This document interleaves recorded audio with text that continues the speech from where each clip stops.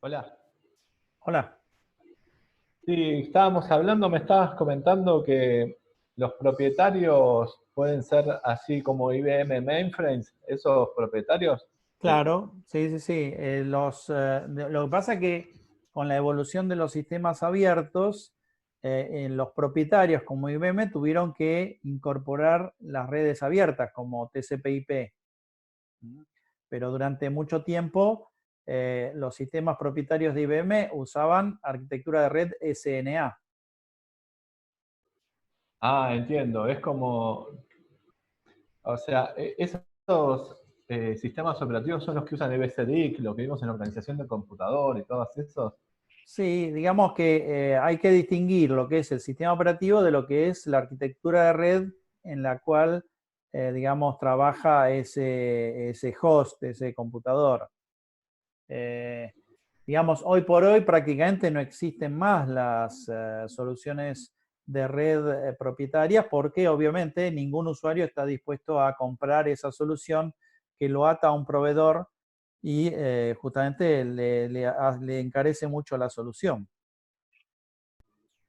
Claro, supongo que cuando ya empezaron a salir estas arquitecturas abiertas, empezaron a comprar todo abierto para no depender y ya perdieron la dependencia a nivel Claro, de redes. claro, a nivel de Pero, redes y además a nivel de host, en los años 90, por ejemplo, fue el boom de de los proyectos de right sizing y downsizing se llamaba, que es la mayoría de las grandes organizaciones, empresas y organismos del Estado trabajaban mucho con los famosos mainframes y empezaron a moverse hacia sistemas abiertos. Ahí, por ejemplo, cuando Sun Microsystems empezó a descollar y empezó por ejemplo, a desbancar hasta ese momento, después de IBM, por ejemplo, Digital Equipment era un gran fabricante y digamos, Sun Microsystems lo pasó como un poste caído.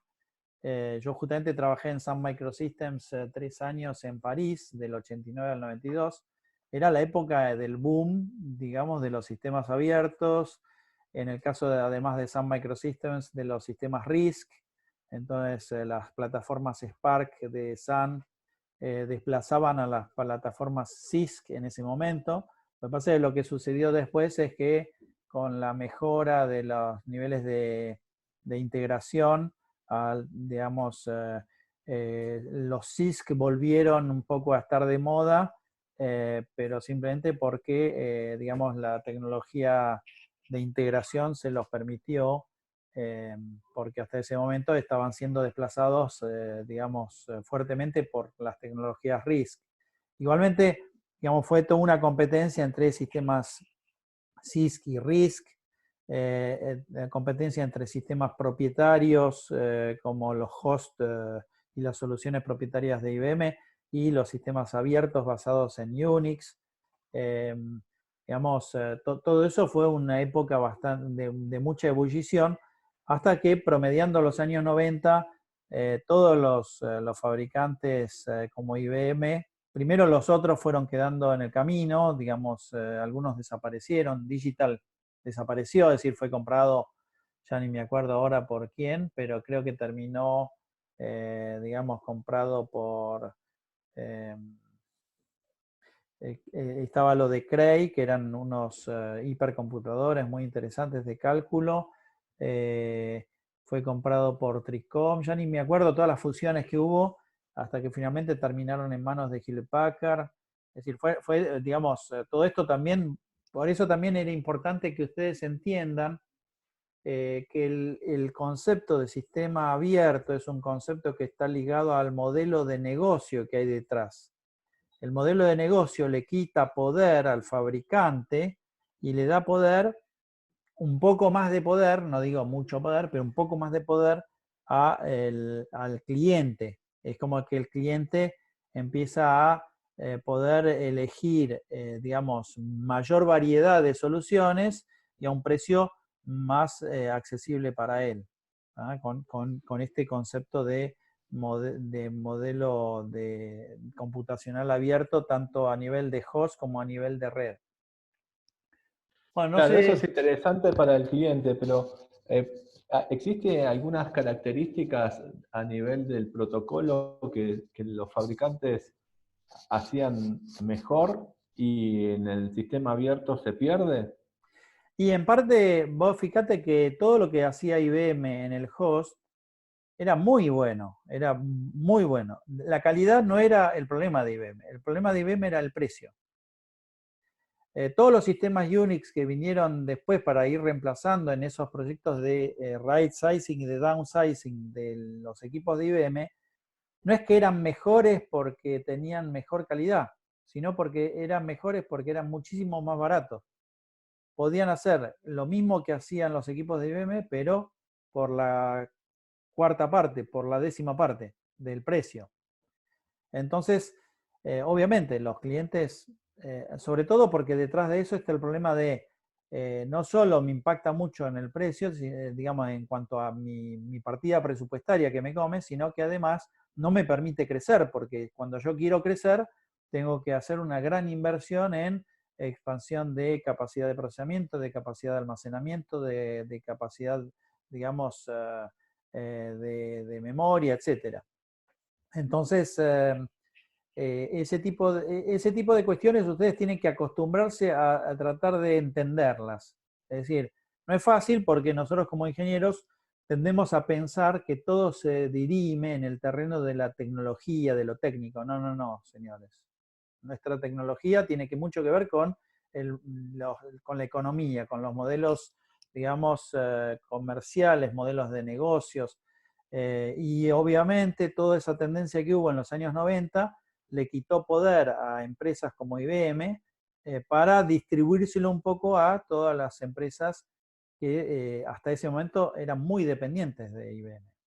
Y algo parecido está pasando también con la red, es decir, no sé si ustedes escucharon hablar que, digamos, empiezan a aparecer lo que llaman las SDN, las Software Defined Networks.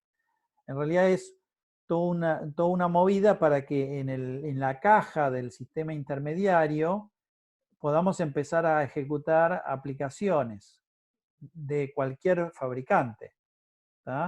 Eh, entonces, eso hace que el sistema abierto llegue a la red. Y eso está en realidad pensado ¿para qué? Para quitarle poder a los grandes fabricantes de cajas de red, por ejemplo a Cisco, y darle más poder a las telcos. Es decir, con eso las telcos empiezan a recuperar poder. ¿Por qué? Porque ahora dicen, yo para crecer no necesito estar casado con el proveedor que elegí hace 5 o 10 años. Yo puedo ir cambiando y en función de mi conveniencia le compro uno o le compro al otro. Es decir que, y además empieza, digamos, a la posibilidad de agregar funcionalidades que proveedores como Cisco o como Juniper y otros no les da porque no tienen la capacidad innovativa suficiente para digamos, ir a la misma velocidad que lo que demandan los usuarios. Es decir, hoy por hoy hay mucha funcionalidad que tiene que vivir en esas cajas de las telcos y que no están viviendo porque simplemente las cajas de las telcos son cajas propietarias de un fabricante y ese fabricante solo avanza, digamos, a un paso muy lento para lo que es el mercado y lo que el mercado está pidiendo. Entonces, es necesario abrir el juego y permitir que en esas cajas pueda haber software que no necesariamente es del mismo fabricante que el fabricante de esas cajas. No sé si con eso, digamos, los confundo más o les clarifico, digamos, un poco la visión. Sí, es como si a un iPhone le pusieran un Linux abierto, No, ¿no? no, pero de hecho el iPhone es medio propietario, pero también es Se le puede abierto, poner. porque vos al iPhone le podés poner, digamos, tenés un catálogo de aplicaciones enormes que podés poner en el iPhone. Lo mismo que podés hacerlo en plataformas como Android u otras. Entiendo, para ponerles otro tipo de software. Imagínate si No dentro de cambiarle unos, el look. claro, si dentro de unos años el router no es más un router, es parecido a un teléfono celular que tiene un sistema operativo y vos ahí le podés poner todas las aplicaciones que andan dando vueltas sobre ese sistema operativo que es abierto. Claro, Entonces, claro. podrías implementar aplicaciones distribuidas que no tienen que vivir en los end systems, sino que pueden vivir en los intermediate systems. Y eso, por ejemplo, es necesario para, entre otras cosas, no solo mejorar algunas funcionalidades propias de las redes que las telcos tienen que administrar, sino además implementar cosas nuevas, como por ejemplo el Internet de las Cosas, el IoT, requiere de eso, porque si vos ahora tenés dispositivos que están por cualquier lado, digamos, ese dispositivo, en la cercanía de esos dispositivos tiene que haber alguna plataforma que permita procesar alguna aplicación que interactúa fuertemente con esos dispositivos. Y esa aplicación puede vivir en la misma caja de la telco. ¿Me explico? Sí, sí, sí, se explica, se entiende.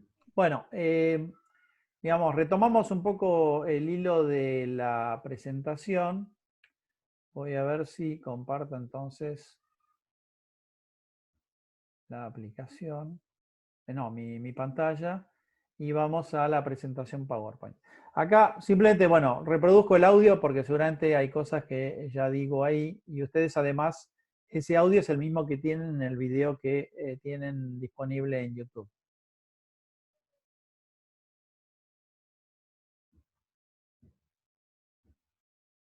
Entonces, como ya había dicho antes, en la arquitectura TCP/IP propone, además del modelo TCP/IP, DARPA, DoD, propone para cada una de sus capas distintos protocolos. Obviamente, la capa más importante es la Internet Network Layer, donde ahí proponen básicamente tres protocolos. El IP, el Internet Protocol, el ARP, Address Resolution Protocol, y el ICMP es el Internet Control Message Protocol.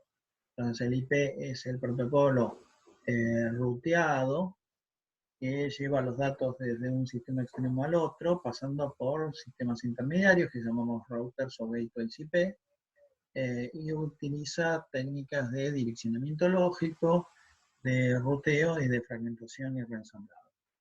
El ARP, el Address Resolution Protocol, es un protocolo que resuelve la asociación entre la MAC address y la IP address de un nodo para poder saber cuando tenemos una trama, es decir, un paquete o datagrama IP dirigido a una determinada IP y lo encapsulamos en una trama MAC, a qué MAC enviar esa trama, sobre todo cuando es, digamos, un direct delivery, es decir, que el paquete IP va dirigido directamente al end system al cual va dirigido con esa determinada IP y va encapsulado en una trama MAC dirigida a la trama MAC de ese nodo en particular. Por otra parte, ICMP, Internet Control Message Protocol, es un protocolo compañero de IP que se utiliza para que la red IP pueda enviar mensajes de control y mensajes de error asociados a tráfico IP que estuvo cursándose en la red. Entonces ahí después más adelante vamos a ver distintos tipos de mensajes como el echo request, el echo reply, el network unreachable, el host unreachable y otros. En la capa de transmisión, la arquitectura TCP/IP propone básicamente dos protocolos, el TCP y el UDP. El UDP, User Datagram Protocol, es un protocolo que viaja encapsulado en IP, que básicamente lo que agrega como valor a IP es el multiplexado para permitir lo que habíamos enunciado anteriormente, que es el Interprocess Communication. Es decir, que la comunicación que queremos no es una comunicación entre sistemas, entre hosts, sino que lo que queremos es una comunicación entre procesos. Entonces, ese multiplexado se realiza en UDP y también en TCP utilizando lo que se llaman los port numbers, los logical port numbers. En el caso de UDP es lo único que hace. En el caso de TCP, además del multiplexado con los números de ports para poder permitir el Interprocess Communication, el TCP implementa mecanismos de control, de detección de errores, de de control de errores mediante retransmisión, usando técnicas de ventana deslizante. También implementa mecanismos de control de flujo y de control de congestión. Todos estos aspectos los vamos a ver más adelante. En la capa de aplicación, la arquitectura TCP/IP propone una gran cantidad de protocolos. Los más conocidos y tradicionales son el DNS, el Domain Name System, que básicamente permite asociar un nombre a una dirección, es decir, lo que se llama un FQDN, un Full Qualified Domain Name, a una IP address. Cuando abordemos el tema específico de DNS, vamos a ver que en realidad el DNS es toda una solución bastante compleja, pero muy útil, que justamente resuelve esta necesidad de convertir un nombre en un número o viceversa, convertir un número en un nombre. Después, bueno, muchas otras aplicaciones como el Telnet para emulación de terminal para acceso remoto a un sistema, el File Transfer Protocol, FTP, para transferir archivos sobre una red IP, el SMTP, el Simple Message Transfer Protocol, para enviar, digamos, mensajes de correo electrónico desde un sistema a otro, el SNMP, el Simple Network Management Protocol, para poder hacer gestión, es decir, management de los dispositivos y de los sistemas que están distribuidos en la red IP, el HTTP, el Hypertext Transport Protocol, para transmitir mensajes, digamos, en formato multimedia, con hipertexto, etcétera, como el que ya conocemos en los servicios web, y muchos otros protocolos que se proponen en la capa de aplicación.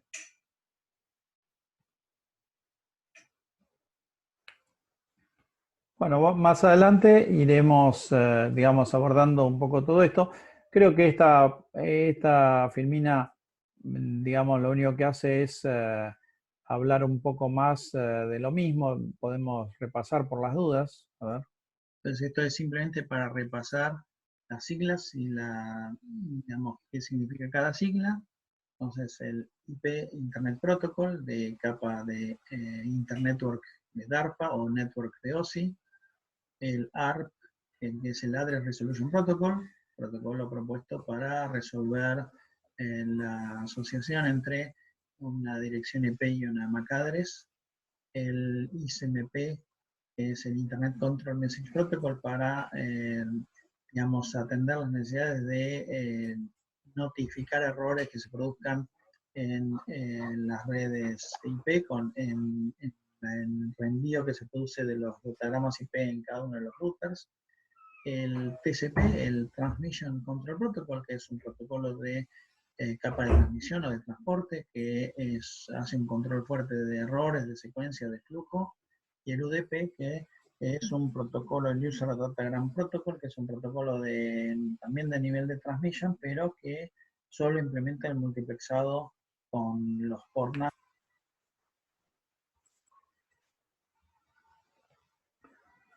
Bueno, entonces lo que podríamos hacer entonces es retomar algunos de estos protocolos que enumeramos y, digamos, hacer una revisión general más exhaustiva de sus funcionalidades. Entonces, este es el protocolo principal de la arquitectura TCP/IP, el Internet Protocol. Es, como dije antes, un protocolo que la arquitectura TCP/IP propone para la capa de Internetwork. Recuerden que la capa de Internetwork lo que busca resolver como función es la conectividad entre redes heterogéneas. Entonces, las redes, no todas las tecnologías LAN y WAN usan un esquema uniforme, único de direccionamiento, con lo cual lo primero que hay que hacer en esta capa es resolver el direccionamiento lógico de cada uno de los sistemas extremos, incluso de los sistemas intermediarios también para poder gestionarlos. Entonces, IP lo primero que propone es un esquema global de direcciones. Vamos a ver más adelante cuando abordemos este tema en particular, que es un sistema basado en el concepto de que la dirección está asociada a la interfaz, no al nodo. Así que si un nodo, sea un end system o un intermediate system, tiene más de un port o más de una interfaz, en realidad tiene a priori una dirección por cada una de esas interfaces, y por ende, digamos, hay que ver bien cuando genera tráfico ese nodo, con qué dirección lo hace. Esto es una clara diferencia respecto de otras arquitecturas como OSI, donde el protocolo de capa de red o de interred utiliza una dirección por nodo. Entonces, que quede claro, en Internet Protocol las direcciones son números que identifican unívocamente en toda la red a una interfaz. Si un nodo tiene más de una interfaz, tendrá tantas direcciones IP como interfaces IP activas tenga. Otra funcionalidad que tiene que resolver en esta capa de Internetworking es la diferencia de MTUs entre los enlaces o las subredes o redes a atravesar. Entonces, para poder hacer frente a los distintos MTUs, el protocolo IP lo que propone es un mecanismo de fragmentación y reensamblado. Vamos a ver más adelante que la fragmentación se produce en el nodo de origen, en el host de origen, en alguno de los sistemas intermediarios, y el reensamblado se produce solo en el sistema extremo, en el host destino del datagrama IP. Y por último, la funcionalidad también requerida para esta capa es la de, para poder interconectar justamente sistemas y enlaces y redes heterogéneas, es el encaminamiento de los datos o de los paquetes o de los datagramas IP, esto es resuelto por el mecanismo de routing. Entonces, para no confundirlo con los routing protocols, se dice que IP es un protocolo ruteado. Es decir, el mecanismo de routing lo que hace es rutea los datagramas IP.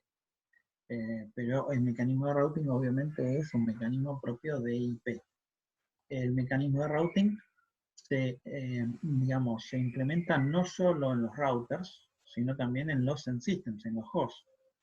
Es decir, lo primero que tiene que hacer un host cuando va a enviar un datagrama es saber a quién se lo envía. Es decir, si el destino está en la propia red local o a través de cuál próximo salto tiene que llegar, digamos, a ese destino.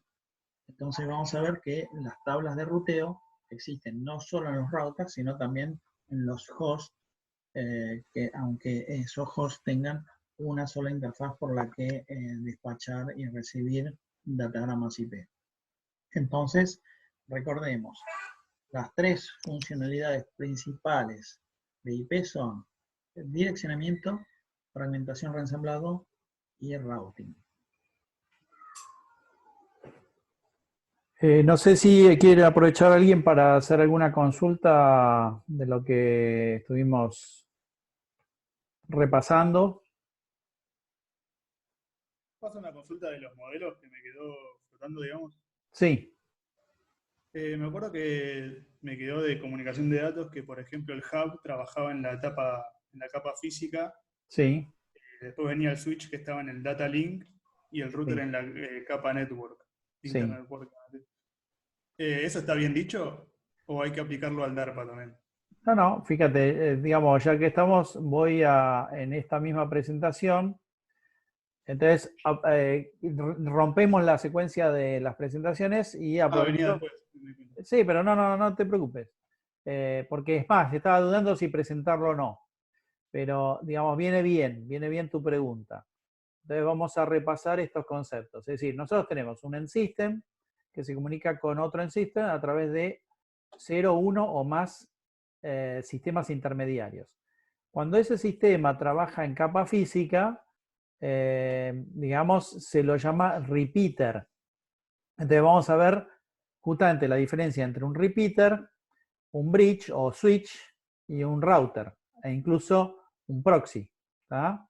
Es decir, son esas diferenciaciones. Entonces vamos a ver cuál es la diferencia entre ambos, entre todos ellos. En el caso de los repeaters y de los hubs, los repeaters y los hubs lo que hacen es, trabajan en capa 1, en capa física, en capa 1 del modelo OSI. El repeater generalmente es un dispositivo físico que tiene 2 ports y sirve para poder extender el alcance de una red. Generalmente recibe por un port, decodifica, vuelve a codificar y transmite por el otro port. Pero, digamos, no almacena lo que está recibiendo, sino que a medida que lo va recibiendo lo retransmite. Por eso se habla de repeat. ¿Ah? Esta característica hace que si de un lado hay una red con un medio compartido como Ethernet y del otro lado hay otra red con un medio compartido como Ethernet, si se produce una colisión de un lado, es decir, si hay dos máquinas de un lado y del otro del repeater que transmiten a la vez, se va a producir una colisión y el repeater no va a evitar esa colisión.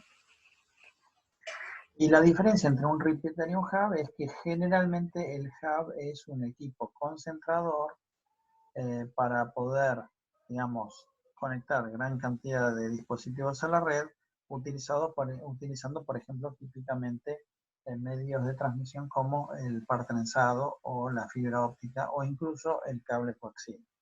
Vamos a ver también que en el caso de los repeaters y los hubs, estos dispositivos pueden adaptar distintos medios. Puede, por ejemplo, recibir una señal digital Ethernet, por ejemplo, sobre cable coaxial y retransmitirla sobre fibra óptica, o recibir una señal digital Ethernet sobre fibra óptica y retransmitirla sobre un par trenzado.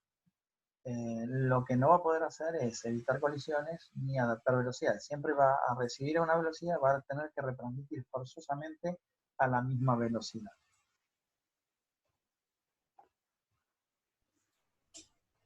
¿Le puedo hacer una pregunta? Sí. Cuando se envía la información por un par trenzado o se envía por un coaxial, ¿se puede enviar toda la información que uno quiere independientemente de la cantidad de datos? Después vamos a repasar más en detalle las tecnologías, sobre todo LAN, más que WAN, pero sobre todo las tecnologías LAN, y en particular las ligadas a Ethernet.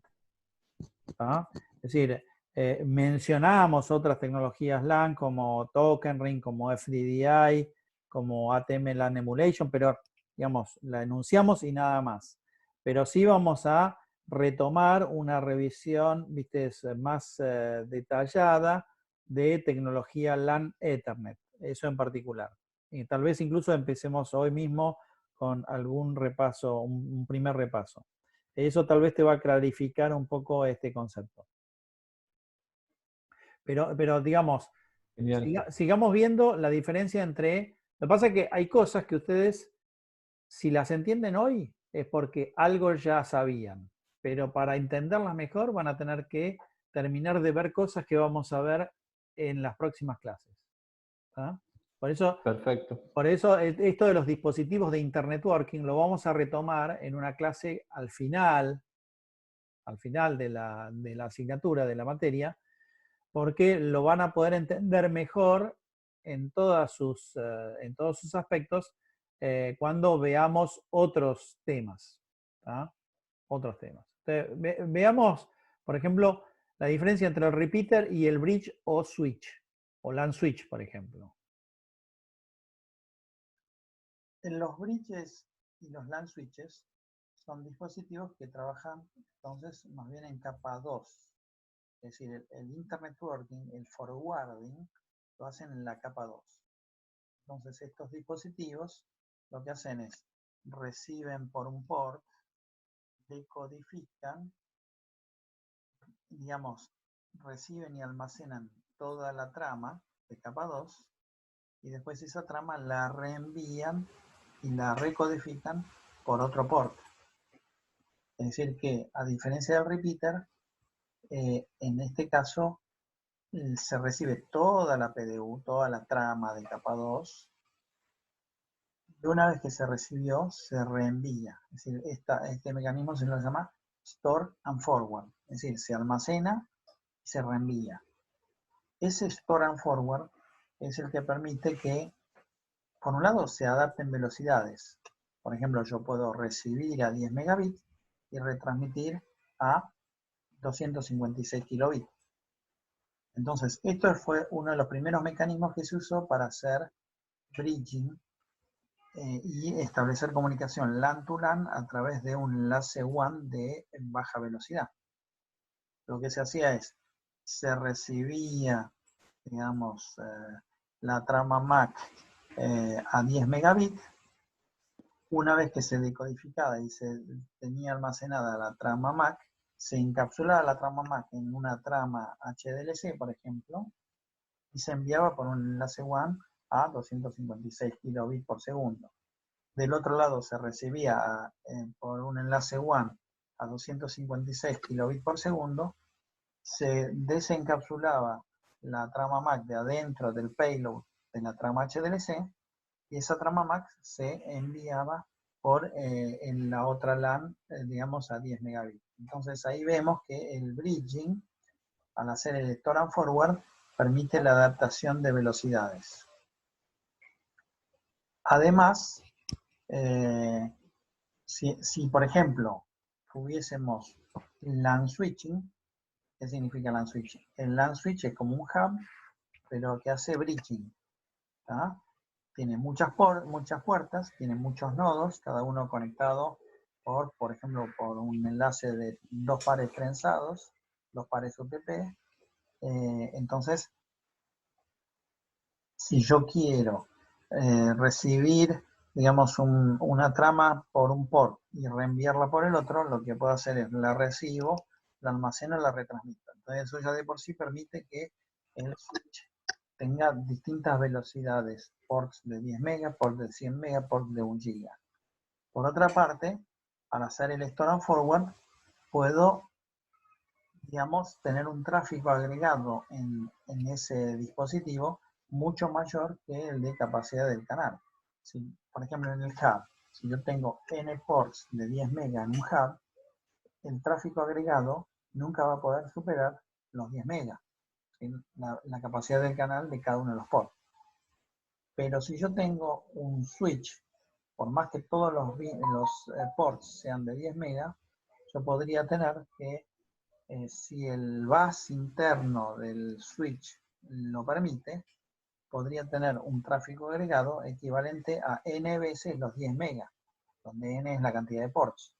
Es decir que el switching a nivel de LAN no solo permite adaptar velocidades, también permite, digamos, soporta mucho más tráfico agregado que la tecnología de repeating de los hubs.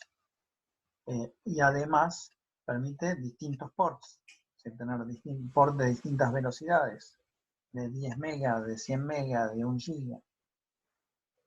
Y obviamente podríamos tener, aprovechando que tenemos las tramas almacenadas en memoria, podríamos aplicar algunos procedimientos de control, de filtrado, etcétera, que vamos a ver más adelante cuando veamos más en detalle todo lo que es LAN switching. Y por último, bueno, lo de ruteo no nos va a dar el tiempo, pero digamos lo que sabemos, lo que vamos a ver es, sí, tal vez nos dé, sí, nos da, a ver. Los routers son dispositivos que trabajan en capa de network del modelo OSI o de Internet Network del modelo DARPA. Entonces, por trabajar en esta capa, lo que permiten es no solo hacer todo lo que hace, por ejemplo, el LAN switch, es decir, permite evitar colisiones, permite adaptar velocidades, permite, digamos, un tráfico agregado mucho mayor que el de la capacidad de cada uno de los ports, pero en el caso del LAN switching, el esquema de direccionamiento tiene que ser uniforme, todos los equipos tienen que usar MAC address, y si yo quiero ahora adaptar enlaces y redes heterogéneas, por ejemplo, redes MAC con redes LAN, o sea, con MAC address, con enlaces WAN y, digamos, gran heterogeneidad en cuanto a digamos, a formatos de PDUs, direccionamiento y MTU, tengo que usar routers. ¿Por qué? Porque los routers van a implementar la adaptación, es decir, el Internet Networking heterogéneo, implementando direccionamiento lógico, implementando fragmentación y reensamblado para adaptar los distintos MTUs e implementando el ruteo para poder elegir distintos caminos. Así que lo importante para retener acá es que los routers típicamente trabajan en capa 3, en el modelo OSI, en capa de red. Y por último, simplemente para que ustedes puedan, digamos, tener los cuatro típicos casos de sistemas intermediarios, podemos ver de qué se tratan las gateways o proxies. Por último, las gateways y proxies son dispositivos de Internet Networking que hacen el forwarding en la capa superior del modelo, de la arquitectura, típicamente en la capa de aplicación. Entonces, ¿para qué pueden servir estos dispositivos? Entonces, cuando se los llama proxies, estos dispositivos se usan fundamentalmente para hacer caché, es decir, que cuando, por ejemplo, un usuario de un lado del proxy solicita información, el proxy va del otro lado, consigue esa información, le contesta al usuario que la requirió, pero además guarda esa información en un caché para que si otro usuario, digamos, solicita la misma información, no haga falta ir a buscar la información al servidor correspondiente, sino que le entregue la información a ese usuario en base a lo que tiene en el caché. Esta es típicamente la solución de proxy. Y la solución de gateway es una solución que también trabaja en capa, digamos, de aplicación, y es una gateway por cada uno de los protocolos aplicativos que puede haber, y sirve sobre todo para interconectar redes de arquitecturas disímiles. Esto fue muy común en la época en la cual en las redes corporativas tenían que convivir la red de arquitectura SNA con la red de arquitectura TCP/IP. Entonces, un usuario tal vez tenía su computadora en una red TCP/IP, pero quería utilizar, digamos, y acceder a la aplicación que estaba corriendo en el mainframe. Pero el mainframe estaba conectado a la red SNA y no a la red TCP/IP. Entonces se ponía una gateway, una SNA gateway, en el medio, conectada de un lado a la red SNA y del otro a la red TCP/IP, y esa gateway, digamos, es la que vinculaba la aplicación que estaba corriendo en el sistema del usuario con la aplicación servidora que estaba corriendo en el mainframe. Y a eso se le llamaba gateway. Obviamente, dependiendo de cada aplicación, las gateways pueden tener características diferentes. Pero lo importante para saber es que además del dispositivo que hace de gateway, hace falta tener una gateway por cada una de las aplicaciones que queremos tener corriendo entre esas dos redes de arquitectura disímil. Con esto hemos visto, digamos, hemos recorrido bastante